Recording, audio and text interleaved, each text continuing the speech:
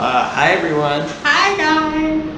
We're not actually dead. What are you guys? We're not. I promise we're not dead. actually dead. We did film some stuff. It will be coming out before this, so we're not dead. We're still alive. We still like each other. I promise.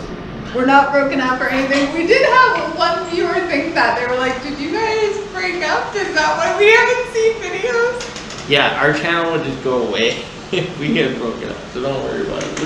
We're still together. She still tolerates my existence, and vice versa. This episode is going to be a bit of an interesting one because we're going to go and explain to you the week that has been, because it was quite interesting. Kaylee always says, "My life is not interesting." It's really not until stuff like this happens, and then you're like, "Oh yeah, exactly." So, should you start from your end or should I start from my end? I don't even remember a lot. I mean, I do, but okay. Something happened Thursday. That's what. Okay. So, taking you back to Thursday morning. For reference, everyone, it is now Sunday, September. I'm 26 because my cream in my fridge is expired. Your what expired? Like cream for my coffee. It was expired yesterday, and that's the only reason I knew what day it was, because I happened to look at the. Anyway. Continue your story and your weird knowing the date because of expired coffee cream. And also my hair appointment and stuff is tomorrow. Anyway. Yes, correct. Anyway, so taking you back to Thursday morning. I woke up with a bit of a stomach ache. Was very much not in the mood to do anything, and then the day just kept getting more interesting. So, it started that morning. I was getting ready for work, kind of debating whether or not I was going into work to begin with. And then my seatbelt decided to break. So, I had to text my boss and be like, "By the way, I'm going to be late to work because my seatbelt broke and I need to go fix that." So we did. Thankfully, it was like a 20-minute mission and I was relatively on time. I was only maybe 15 minutes late. So I did end up going to work. Stomach was still bugging me, but I could function through it. So then after work, I proceeded to go meet a friend at the mall to get my second COVID vaccine. By this time, it was about 4 o'clock. Stomach, previous to this, right before I had left the university, it was getting kind of not great. And I was like, should I cancel? But then around 4 o'clock, pain just completely went away, and I was good. So I was like, cool, I'm just gonna go do the thing. So, met the friend at the mall, and we proceeded to wait in line for probably a solid hour. Because that's, by the time we had gotten there, they were already turning people away because they were expecting that they were going to be, doing people till about 6:30, and the mall closes at 7. So we were, one of the last people in line. So we spent a solid hour in line. Friend had gotten us both booster juice because that's just what you do when you're in line. And plus I figured it'd be better than actual food because stomach was having an issue. I didn't tell her any of this, of course. That is until we got pretty close to the front of the line. There was probably 5 or 6 people ahead of us. All of a sudden I was just not okay. Pain was bad. Everything peripherally, both of my arms and my legs went numb, and that is usually a sign I was about to puke. Sure enough, I did. So first time it was just the booster juice that came out, whatever. And then about 10 minutes later, round 2. So both of this is happening in the middle of a crowded mall of people getting their COVID shots. So that was fun. So handle that, and then proceed to get to the front of the line, and all the nurses are going, "Are you sure you're okay to do this? Are you good?" And I was like, "Yeah, it's an unrelated issue. I'm fine, I promise." Because at that point, I just thought it was bowel obstruction, so I was like, okay, I'm going to get the shot, get out of here. Continue. I don't know where it stops, so I'm just gonna, at that point, I just thought it was a bowel obstruction. So I was like, okay, gonna get the shot, try not to puke for the next 15 minutes, get out of here to go to the hospital. Because that's just how that works. So at this point, I'm profusely apologizing to both the friends and the nurses that are having to deal with me like this. So they give me the shot. At this point, I can no longer keep a lid on pain because I've been doing it all day. I start moaning and groaning and being pathetic. And eventually, after the friend gets her second shot, I look at her and go, okay, I need you to call the cab guys that I know are going to answer and hopefully save my butt because I'm not waiting for another because the cab doesn't just ditch me at the door of the ER. So I hand her my phone and go call this cab guy that I know is technically off the clock right now, but I'm hoping against all hope that he's going to save my ass. Thankfully he did. He was lovely. It was great. So he met us at the library entrance of the mall and we head to the ER. At this point I am borderline screaming in pain, cannot think enough to even drive my chair, so he handles that. I get him to hand me my health card, check into the ER. He obviously doesn't want to leave because I am looking the way I am, and at this point I puked for a third time. So he's like, I'm not gonna leave until we can get in contact with somebody. And I was like, okay, great. I felt really bad for it. I was like, you don't have to stay. He's like, dude, I'm not leaving. You realize that, right? So at this point, I try calling my parents. And they don't answer. It's a Thursday night. I assume they're at karate class. Cool. So I was like, we tried calling my mom, and by we I mean cab guy because I couldn't even think enough to talk, so I handed him my phone and went call these people. So we tried calling my mom, she doesn't answer, which fair because probably karate class. We tried calling my dad, same thing, fair. Eventually we call you, and this is where I'm gonna let you take over because my brain is... Alright, well, so here's where I come in. I've been around for one obstruction previously, and so this is not a new thing, but when my phone rang initially, it was a number I didn't recognize. I was like, okay, so I'm just gonna let this go to Well, because I made the cab guy call you because he was like, I'm pretty sure I still got Brian's number because we took him places. Yeah, so he called me, I didn't answer, and then I was reading the voicemail when Shaylee's number popped up, or listening to the voicemail when Shaylee's number popped up. Because at that point I was like, okay, I'm going to give you my phone to try calling because the cab guy had tried calling both of my parents because somehow he ended up with both of their numbers. I don't know. Eventually, I was like, okay, find my boyfriend from my phone because odds are he'll answer if he knows it's me. Yes, and that's exactly what it is. So I answered, and he said, hi, it's, what was his name, sir? Zach. Zachary. I was like, yeah, I was just in the middle of listening to your message. So she's in the hospital? Yep. I was like, okay, what do you want me to do? And he's like, can you just try and get one of your parents to come down? So no, I was like, okay, neither of my parents are answering. Can you just send one of yours? Because I need an extra set of able-bodied hands. Yes. And I am not trapping Zach in here for hours on it because at this point it had been like an hour and a half already. And I was like, okay, you need to come home because you are off the clock. Yes. So I actually recruited my father who put on his pants and went to the hospital to meet Shaylee. Which was really sweet. And he helped her out from there. But the other part about it was then I went on a mission to get a hold of her parents and also get her life in order so that if she were to overnight in the hospital, things would be fine. I made you deal with a professor and my boss. So I dealt with those two things. Then about half an hour after I tried the initial contact with her parents, her mom phones me and says, and I quote, as she will be watching this, what's wrong with my girl? And I said, the usual, because this is a thing that happens, unfortunately. Regularly, yeah. Unfortunately, more those that don't regularly than we like, but For those that don't know, I had half of my intestines removed when I was, what, a month old probably? And ever since then, there's a giant scar right across here and everything just gets stuck and it's, yeah, it builds up and then owie happens.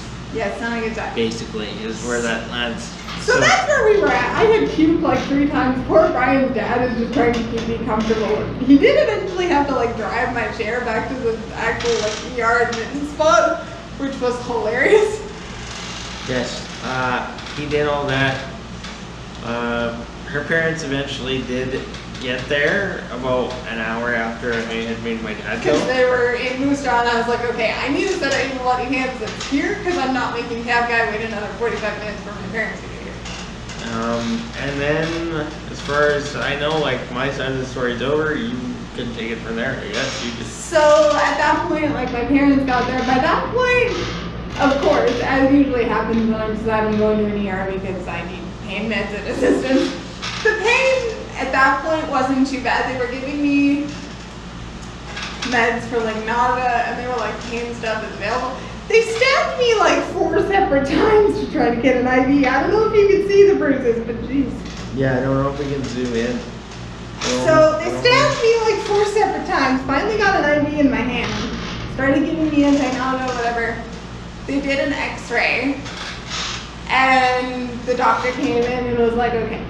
So what I'm seeing on the X-ray is a bunch of buildup of air. So we're gonna do a CT in the morning and like go from there. And I was like, okay, cool. Expecting that it was gonna show an obstruction and they were just gonna clear me out and I was gonna be fine. So I spent the night in the ER, don't sleep at all, really. I was hardcore sleep deprived at this point. It was She was, I can attest to it. it was not good. So they continued giving me nausea meds. I eventually caved to the pain meds because I was like, you know what, I want to sleep a little bit. So I eventually caved to that. They wake me up at like 5:15 and go, by the way, you're first on the list for the CT. Like you need to start chugging prep stuff like now. You have about an hour to do it. So I was like, crap, okay, cool. I'm awake now. It's 5:15. I'm chugging disgusting water with dye in it. Awesome. Gross. Yeah, it's not pleasant. So I get about 3/4 of it down with multiple doses of anti-nausea stuff, and they were eventually like, okay, you can just stop because if you puke this all up, you have to start over again. And then you go for your CT, right? Yes. Went for the CT. Results come back, I want to say 20 minutes later because my parents hadn't even arrived yet. Like I just texted them that the CT was done. And they were like, okay, we'll be back in. Because they had left at like 2 o'clock that morning. They were like, there's nothing else we can do here. You don't really need an extra set of hands anymore. We're going to go try to get some sleep. So I texted them. When CT is done waiting for results, they're like, okay. Doctor comes in just before they get there. And it's like, so interesting news. The CT did not actually show an obstruction, but it did show a gallstone. It's about the same size as 2 years ago that you have on record. And I'm like, whoa, wait. I don't know how much of this was like sleep deprived my existence at that point, or how much of it was the morphine I was still kind of high on. But I was like, first of all, I don't remember a gallstone from 2 years ago. What the hell? Second, apparently gallstones feel like an obstruction. Awesome. So, at that point, they were like, okay, as long as you can keep like water or juice or something down, you can go home and we'll schedule you with a follow-up for a surgeon. So, successfully do that, successfully keep stuff down. My parents get there, get me home, whatever. They kind of have the same reaction of like, you have a gallstone? What? Like, I don't remember this either. None of us know when that happened. Was I around when you had it? I had to have been. Yeah, they said it was 2 years ago, so I don't know when that was, but okay. Even I don't remember, and I remember shit. Yeah, you're not the one with ADD memory problems. Yeah. I have no memory of this. I remember all of the things that we went through 2 years ago, so. But anyway, apparently I have a gallstone, and they've now scheduled me for follow-up with a surgeon, and cool. And I will take it from here because there's some story that she probably doesn't even remember. So she comes home, she's like, I need to stay awake, can we jump in Discord? And I'm like, okay, cool, sounds good. So we jump in Discord, start watching Switch to Burst. I have not slept in fuck. That's a time. The word fuck is a time. How long would it been? Well, Thursday. The last time I would have actually slept was Wednesday night. Do that math for me, please. No, I'm not doing it. Okay. But at this point, I hadn't actually slept since Wednesday night. It would have been about like. And it is now Friday afternoon. Yeah, it would have been about just over 24 hours, probably 30 hours or so. So I'm like not alive. So we're watching the show, and then I watch Shay's face, and it goes from I'm awake to, you know how you do the eye thing where you're like really you fight it a little bit. and then she just like tipped back and just, and I was like, okay, I'm just gonna keep watching the show, but then queue up another episode so she has something in her ear. When it went quiet at the end of the episode, she woke up and apologized, and I was like, I'm not gonna see her again for the rest of the evening, and I was correct. No, I went to like try and eat a little bit of food, but I was like struggling. I was like nauseous at this point again a little bit. I'm bedding from lack of sleep. I had a migraine from the vaccine. I was not okay. Yeah. Like at this point, I was so sleep deprived that literally I was weak enough that everything felt like it was paralyzed. I couldn't move. So I proceed to Stay awake long enough to like change into pajamas, get nighttime meds, and I passed out at 9:30 and sleep for a solid 13 hours. It was great. It was glorious. Yeah, and now we're on Sunday, and now I feel fine. Migraine is gone. Stomach is meh. As good as it can be. how's your arm? Arm is good as long as I don't touch the exact spot I was stabbed. Oh, they did your left side? Well, no, they were gonna do the left side because that's what I had in last time. And then I happened to be like leaning over this direction in pain, and the nurse was like, okay, you're leaning over to the left anyway, why don't I just do your right arm? It's closer. And I was like, okay, cool, whatever. Just get it done. Yes. And then Fair. I can immediately run to an ER. Fair enough. Well, we're all glad you're happy and healthy again-ish. I'm just very glad that I A, brought a friend with me to the vaccine clinic, B, have cab guys that like me, and C, you exist to handle my life when I can. Yeah, that's what I'm here for. It's just, as soon as, I remember the first time she went in with an actual bowel obstruction, and that was the first, like, I was like, oh shit, I'm nervous and scared and what's happening. And I just remember her going, what can I do? Because I'm stuck at home. And she's just like, can you please email every single one of my props and explain Because what I can't think enough to type right now because they've got me on so many drugs. I don't know if we should mention names here, but it is a bonus that one of the people that Shaylee works with used to be a professor for me And likes you. and likes me.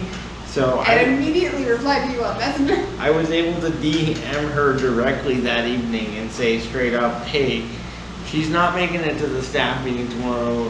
There's some stuff going on hospital-wise. I don't know when she's going to be out, but here's the crux. She's going to be fine. It's just going to be an overnight probably at the hospital. So.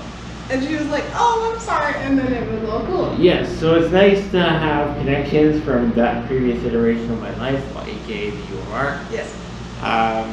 But it was a wild 24 hours. Well, 36 hours. I went to work the next morning and everybody was like, why you look so tired? I was like, It's been a night. she was in the hospital and stuff, and like, I know her, she's like, always just go to sleep, but my brain's always like, I gotta be awake in case you need something else. So. No, I'm doing it like, by the time it hit midnight, I was like, okay, you really need to be like, oh, like, I know I'm not sleeping because A, there's a bunch of drunk people in the next bay. B, beeping machines everywhere. Yeah, my dad was like, the drunk people were the best. That is my father. He did run into an old friend though, which was hilarious. He knows everyone in Saskatchewan. It's hard. But that is the up-to-date version of why we haven't been around. So that's our lives in lost like 72 hours or so. Sorry, I'm still trying to play catch up on sleep a little bit. Yeah, I don't have to stay for very long, so. No, you're good. But yeah, we're not done. I'm alive. He's alive. Shane We're is good. alive. We are still together. We do not hate each other. No. We're actually going to a wedding together next week. Oh yeah. I keep So- forgetting that's next week. I may or may not give Shay the GoPro so that when she picks out a dress, she can do a thing. Oh, but I gotta go shopping. See, exactly. I don't know. We'll see. But she doesn't. None of my fancy dress clothes fit me nicely anymore. I do have a little black dress, but I feel like that's too skimpy for a wedding. Anyway. It's fine. You'll find something. I'm not too worried about it. I was gonna wear like sweats. No, dude. No. Why not? Because that's not, no. That's not no. You are not wearing sweats to a wedding. A guy can dream. A guy can dream. No. Anyway, we should end it there.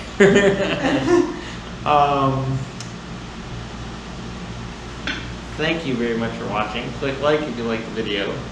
Click subscribe if you really like it. Click the notification bell so you never miss any of our posts. Tell all your friends that we're live, and we'll see you soon. Bye guys.